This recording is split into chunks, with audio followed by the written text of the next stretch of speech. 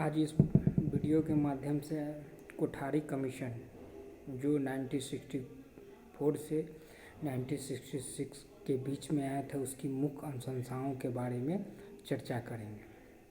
शिक्षा आयोग के रहे हुए अध्यक्ष डॉक्टर दौलत सिंह कोठारी ने भी त्रिभाषा सूत्र का अनुमोदन दिया था। इस आयोग को शिक्षा आयोग भी कहा जाता है। उन्होंने भाषाओं के अध्ययन हेतु निम्न सुझाव दिए। नंबर 1, निम्न प्राथमिक स्तर पर एक भाषा मतलब कहने का मतलब हुआ एक भाषा, मातृभाषा या क्षेत्रीय भाषा, जो हमारी मातृभाषा हो या जिस राज्य जिस प्रदेश के क्षेत्र में निवास करने वाले की क्षेत्रीय भाषा। नंबर 2, उच्च प्राथमिक स्तर पर 2 भाषाएं, मातृभाषा या क्षेत्रीय भाषा, दूसरा हिंदी या अंग्रेजी, दोनों में से कोई एक। तीसरा आता है निम्न माध्यमिक स्तर पर 3 भाषाएं, 3 भाषाएं जो है हिंदी और हिंदी भाषी क्षेत्रों में जहाँ हिंदी ना हो, मातृभाषा या क्षेत्रीय भाषा, उच्च हिंदी भाषा का अध्ययन, तीसरा निम्न एवं उच्च अंग्रेजी भाषा का अध्ययन। चौथा आता है माध्यमिक स्तर पर 3 भाषाएं हिंदी भाषी क्षेत्रों के लिए, मातृभाषा या क्षेत्रीय भाषा, अंग्रेजी या हिंदी, अंग्रेजी के अतिरिक्त कोई एक विदेशी भाषा या कोई एक शास्त्रीय भाषा। उपयुक्त सभी समितियों एवं आयोगों के कठोर प्रयासों के पश्चात भी संपूर्ण राष्ट्र में भाषा विवाद निरंतर बना हुआ है तथा विभिन्न राज्यों में राजनीतिक बवंडर बनकर अपनी सक्रियता का प्रदर्शन करता है।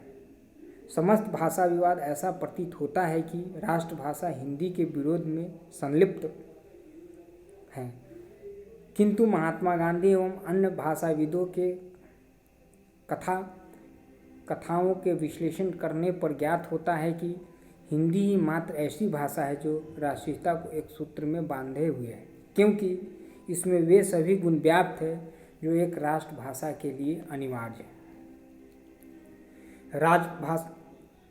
राजभाषा सीखने में सरल हो, उस भाषा में धार्मिक, व्यावसायिक और राजनीतिक गतिविधियां भली भांति संपादित हो सके, भारतवर्ष में उस भाषा के बोलने वाले बहुमत में हो, संपूर्ण राष्ट्र के लिए उसे समझना सरल हो, वह चिरकालीन भाषा हो। हमने एक जिक्र किया त्रिभाषा सूत्र, ये आया कहाँ से? त्रिभाषा सूत्र की संकल्पना आई कहाँ से? त्रिभाषा सूत्र का तात्पर्य छात्रों को 3 भाषाओं का समुचित ज्ञान प्रदान करने से, जिससे छात्र एक मातृभाषा, एक क्षेत्रीय भाषा तथा एक अन्य विदेशी या शास्त्रीय भाषा का उन्नत ज्ञान प्राप्त कर सके। जो बालक और हिंदी राज्यों में निवास करते हैं, मतलब जिस राज्यों में हिंदी भाषाएं नहीं बोली जाती हैं, वे एक भाषा हिंदी का अध्ययन करेंगे। त्रिभाषा सूत्र का केंद्रीय स्तर पर सन 1956 में अनुमोदन किया गया, किंतु केंद्र सरकार ने इसे 1968 तक पुनः स्वीकृति प्रदान की। इस स्थिति को ग्रहण करने से पुनः त्रिभाषा सूत्र की संकल्पना विभिन्न प्रावस्थाओं में ढलकर अंतिम रूप ग्रहण कर सकी थी। त्रिभाषा सूत्र तथा कोठारी आयोग का संशोधन में कोठारी आयोग के द्वारा त्रिभाषा सूत्र पर क्या किया गया? कोठारी आयोग ने त्रिभाषा सूत्र का सूक्ष्म निरीक्षण, परीक्षण, विश्लेषण एवं विवेचन किया। तदुपरांत उसमें अनेक त्रुटियां को इंगित किया गया, अनेक त्रुटियां देखने को मिली, जिससे उसको लागू करने में कठिनाइयों की संभावना व्यक्त की गई। कोठारी आयोग के प्रतिवेदन में त्रिभाषा सूत्र की संकल्पना को अग्रलिखित रूप में दर्शाया गया। नंबर 1, त्रिभाषा को प्रयोग में लाने वाली कठिनाई को कोठारी आयोग ने लिखा है कि व्यावहारिक रूप में त्रिभाषा सूत्र के क्रियान्वयन में अनेक कठिनाइयाँ उपस्थित हो गई और यह सूत्र बहुत सफल नहीं रहा। आयोग के अनुसार इसे अव्यावहारिक होने के निम्न कारण। नंबर 1, विद्यालय पाठ्यक्रम में भाषाओं के अलावा अध्ययन के फलस्वरूप भारी बोझ का विरोध। नंबर 2, हिंदी क्षेत्रों में एक अतिरिक्त भारतीय भाषा के अध्ययन में पर्याप्त अभिरुचि एवं अभिप्रेरणा का अभाव। नंबर 3, अहिंदी राज्यों द्वारा हिंदी थोपने के प्रयास का विरोध। जो अहिंदी राज्य थे,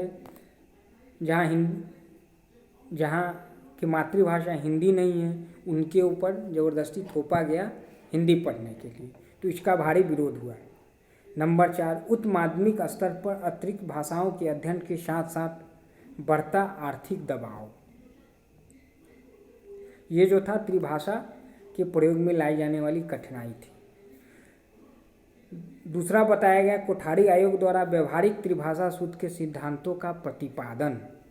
कोठारी आयोग ने व्यवहारिक त्रिभाषा सूत्र के सिद्धांतों की व्याख्या निम्न प्रकार से की है।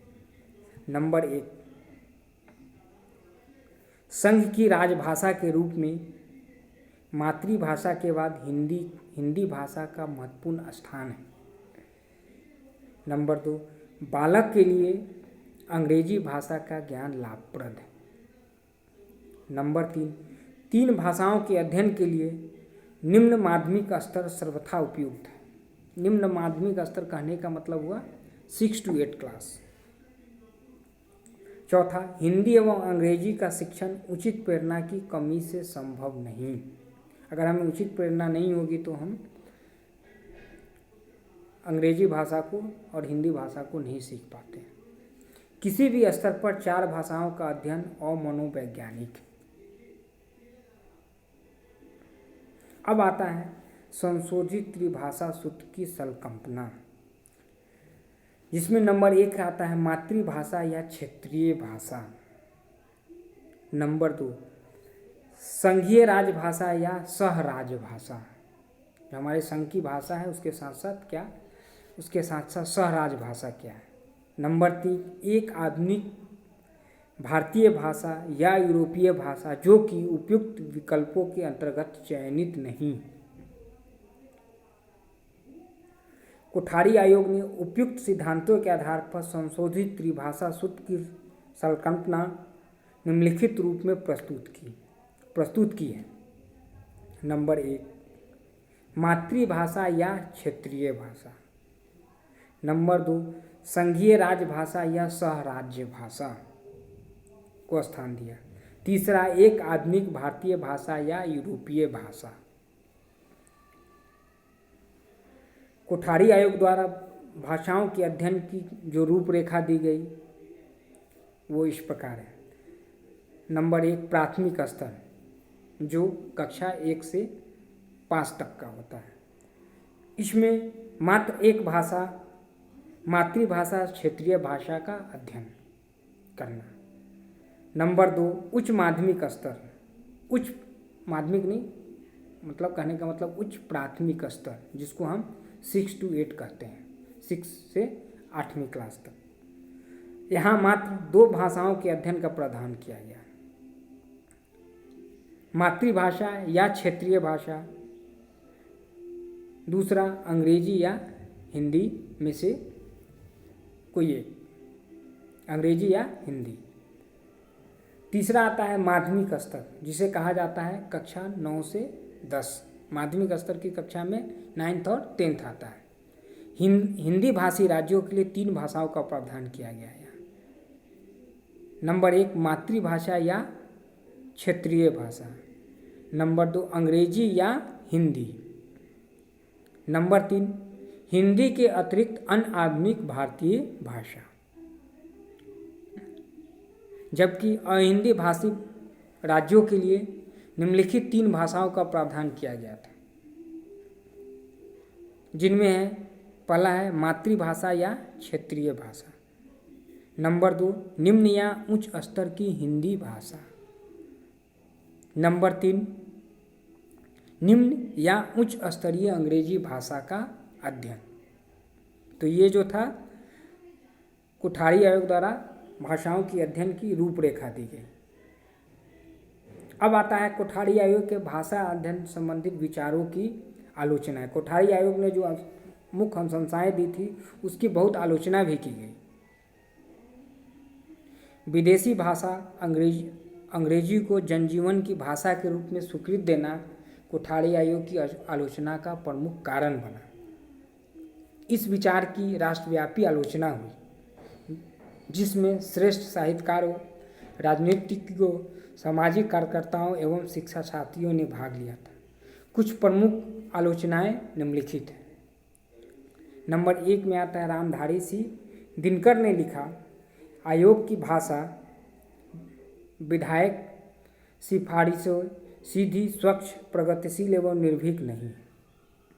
भारत में ऐसे बहुत से व्यक्ति हैं जो बातों तो भारतीय भाषाओं के पक्ष में करते हैं, मगर कार्य अंग्रेजी की सत्ता को कायम रखने के लिए करते हैं। हमारा दुर्भाग्य है कि कोठारी आयोग ने भी ऐसा ही हिंदुस्तानियों की हाँ में हाँ मिलाया है। तो ये रामधारी सिंह दिनकर के द्वारा कहा गया। दूसरा आता है डॉक्टर त्रिगुण सेन ने क्या कहा, भारत सरकार राष्ट्रीय शिक्षा नीति प्रस्ताव एवं त्रिभाषा सूत्र को कार्यरूप देने की अत्यंत इच्छुक थी, किंतु इसके लिए बालकों को प्रेरित करने का बड़ा प्रयास करना होगा, जिससे वह यथासंभव कुशलता एवं शीघ्रता से दूसरी और तीसरी भाषा सीख सके। मेरा विश्वास है कि उचित प्रेरणा प्राप्त करके बालक अपनी मातृभाषा के अतिरिक्त दूसरी भाषाएं भी सीखने लगेंगे। अगर अध्ययन के लिए विदेश जाने वाले बालक कुछ ही महीनों में विदेशी भाषा सीख सकते हैं, तो इसमें कोई संदेह नहीं है कि देश के एक भाग के बालक दूसरे भाग के बालकों की भाषाएं सीख सकेंगे।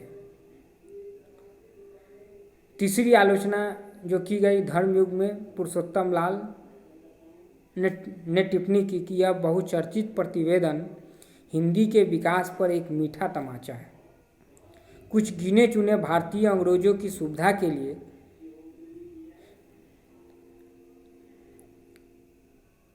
उस समय की जो जनसंख्या थी उसके बारे में कहा गया कि 51 करोड़ जनता की मानसिक स्वतंत्रता का हनन करने का घोर